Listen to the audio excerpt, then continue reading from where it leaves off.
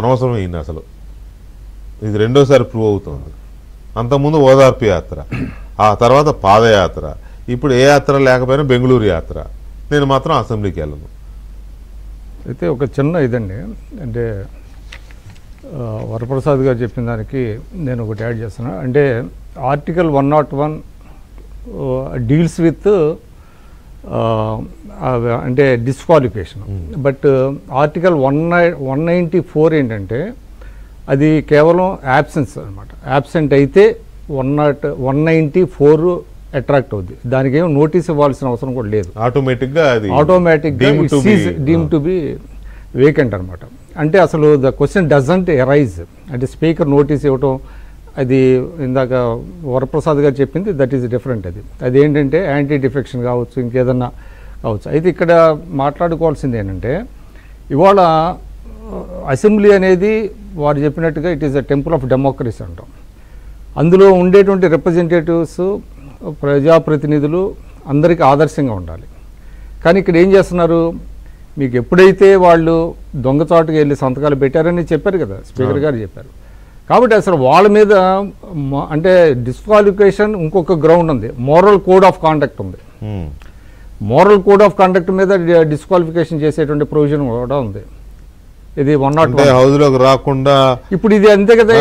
ఇప్పుడు మీకు ఏంటంటే ఇవాళ మీకు ఒక ఆదర్శంగా ఉండాల్సినటువంటి ప్రజాప్రతినిధులు ఆ విధంగా లేనప్పుడు you have to impose the rules అండి. అంటే మీకు అది అసలు అసెంబ్లీ అనేది రూల్స్ కంటే కూడానండి ఎక్కువ ఏంటంటే సంప్రదాయాలు, మంచి సంప్రదాయాలని నెలకొల్పాలి. అటువంటి సంప్రదాయాలని వీళ్ళు ఎటువంటి సంప్రదాయాలని నెలకొల్పుతున్నారు వీళ్ళు? ఒక బ్యాడ్ ఇవి కదా కన్వెన్షన్స్ కదా అవి. మీకేంటంటే గుడ్ కన్వెన్షన్సే రూల్స్ అవుతాయి. వీళ్ళు ఒక బ్యాడ్ కన్వెన్షన్ ఏంటి, హౌస్కి వచ్చారు, బయట కూర్చున్నారు, అటెండర్తో రిజిస్టర్ తెప్పించుకున్నారు, సంతకాలు చేశారు, వెళ్ళిపోయారు. అంటే దాన్ని వాళ్ళు ఏం ఇండికేషన్ ఇస్తున్నారు ప్రజలకి? కాబట్టి దీన్ని మోరల్ కోడ్ ఆఫ్ కాండక్ట్ కూడా అట్రాక్ట్ అవుతుంది వీళ్ళ మీద.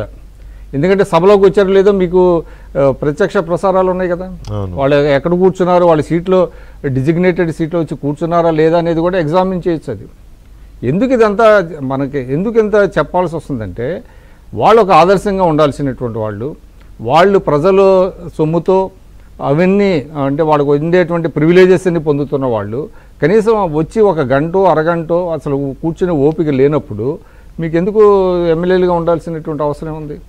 కాబట్టి వాళ్ళ మీద నన్ను అడిగితే మోరల్ కోడ్ ఆఫ్ కాండక్ట్ని ఇంపోజ్ చేయాలి. కూడా కాదు, వాళ్ళ మీద ఇంపోజ్ చేయాలి. ఎవరైతే దొంగ సంతకాలు పెట్టారో వాళ్ళ మీద చేయాలి. అది చేస్తే ఏమవుతుందంటే అది ఒక గుడ్ ప్రెసిడెంట్ అవుద్ది. రేపొద్దున మిగతా వాళ్ళు ఆ రకంగా బిహేవ్ చేయరు. వాళ్ళు మిగతా ఎమ్మెల్యేలకు ఒక గుణపాఠం అవుతుంది ఫ్యూచర్లో. కాబట్టి దాని మీద కూడా గౌరవ స్పీకర్ గారు ఆలోచన చేయాల్సినటువంటి అవసరం కూడా ఉంది. ఇవాళ ఇప్పుడు చిన్న వాటికి ఏదన్నా చిన్న తప్పులు చేసే ఆఫీసర్స్ మీద లేకపోతే ఉద్యోగస్తుల మీద చర్యలు తీసుకుంటున్నప్పుడు మరి ఇది కూడా పెద్ద నేరం కిందే వస్తుంది. ఇది మీరు లోపలికి వెళ్ళకుండా సంతకాలు పెట్టారు అని అంటే అది ఒక ఇదే కదా, ఇట్ అట్రాక్ట్స్ అఫెన్స్ కదా. డెఫినెట్గా దాని మీద కూడా ఆలోచించాల్సిన అవసరం ఉంది. కాబట్టి ఖచ్చితంగా దీనికి ఎక్కడొక్కడ ఫుల్ స్టాప్ పెట్టాలి. మనం ఊరికే డిస్కస్ చేసి వదిలేయటం కాకుండా దీన్ని ఒక లాజికల్ కన్క్లూజన్కి తీసుకెళ్లాలంటే గౌరవ స్పీకర్ గారు కావచ్చు, డిప్యూటీ స్పీకర్ గారు కావచ్చు, కన్సర్న్ పర్సన్స్. ఇప్పుడు ఎందుకంటే అసెంబ్లీ మొత్తం స్పీకర్ గారి కంట్రోల్ అండి. మీకు గతంలో కూడా మీకు ఒకసారి ఆయన రామచంద్రారెడ్డి గారనే స్పీకర్, నారాయణరావు గారనే ఒక స్పీకర్ ఉండేవాడు. ఆయనైతే 29 రోజులు యూత్ కాంగ్రెస్ వాళ్ళు వచ్చి గొడవ చేస్తే వాళ్ళందరినీ జైలుకి పంపించాడు. ఇంకెవరు అది కోర్టులు కూడా ఏం చేయలేవు. Speaker is ultimate authority with in the premises of the assembly. కాబట్టి దీన్ని కూడా చేయాల్సిన అవసరం ఉంది.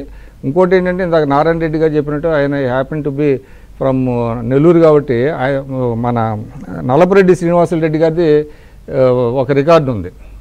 ఆయన ఒక్కరోజు కూడా లేకుండా చాలా highest number of working days attend అయిన రికార్డు ఇది. డొక్కా గారు చెప్తున్నారు, ఆయన్ని అప్రిషియేట్ చేయాలి మనం. చాలా అద్భుతమైనటువంటి అది రికార్డు, ఆయన అప్రిషియేట్ చేయాలి. అది ఒక ఆయన ఆదర్శంగా అటువంటి వాళ్ళని ఆదర్శంగా తీసుకోవాలి. ఇక్కడ ఇంకొక అంశం కూడా ఏంటంటే, ఎవరైనా ఒక సభ్యుడు సెషన్కి అటెండ్ అవ్వలేకపోతే స్పీకర్కి ఇన్ఫార్మ్ చేసి పర్మిషన్ తీసుకోవాలి. అది కూడా ఒక రీజనబుల్ కాజ్, ఒక హెల్త్ pertinent reason బాగాలేకపోవడము, ఉండాలి.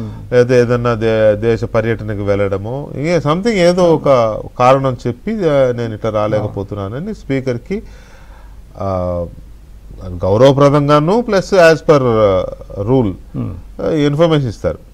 ఇక్కడ ఇన్ఫర్మేషన్ ఉండదు, తర్వాత నాకు ప్రతిపక్ష నాయకుడు పదవి లేదుగా, ఇవ్వట్లేదు కాబట్టి నేను రాను, అది కాదు, అది రీజనబుల్ రీజన్ కానే కాదు. సాకు మీరు ఇందాక చెప్పారు, సాకు అంతే. సాకులు నడవు కదా కోర్టుల దగ్గర. కోర్టు అంటే స్పీకర్ ఈజ్ కోర్టే కదా. దాన్ని ఎందుకు పరిగణలోకి తీసుకోవట్లేదు, దాని మీద ఎందుకు వీళ్ళు ఒక రూలింగ్ లాగా పెట్టుకోవట్లేదు? అది కూడా ఎగ్జామిన్ చేయాలండి. అది ఇవన్నీ చర్చకి రావాల్సిన అవసరం ఉంది. ఇప్పుడు గతంలో ఏంటంటే ఇట్లాంటి ఎప్పుడు కొత్త అనుభవాలు కదా, అవును, వాటి మీద చర్చించాలి, అందరి సలహాలు చాలా అనుభవాలు నేర్పుతున్నాడు, వాటన్నిటినీ కొత్త పాఠాలుగా తీసుకోవాలి. కాబట్టి దీని మీద ఏంటంటే అందరి సలహాలు, ఇప్పుడు సభ్యుల సలహాలు సూచనలు కూడా తీసుకోవాలి. తీసుకొని ఏం చేయాలి ఏంటి అనే దాని మీద స్పీకర్ గారు ఒక నిర్ణయం తీసుకుంటే సలహాలు తీసుకోవాలి. ఇలాంటి పబ్లిక్ ఫోరమ్స్ లో జరుగుతున్న చాలా ఇంపార్టెంట్ అండి, చాలా ఇంపార్టెంట్ డిబేట్స్. ఇవన్నీ ఏంటంటే ప్రజలు చూస్తూ ఉంటారు, చర్చించుకుంటూ ఉంటారు. ముఖ్యంగా నియోజకవర్గాల ప్రజలు ఒక రంగా చెప్పాలంటే దే హావ్ బికమ్ ఆర్ఫన్స్ కదా. వాళ్ళు ఎవరికి చెప్పుకోవాలి?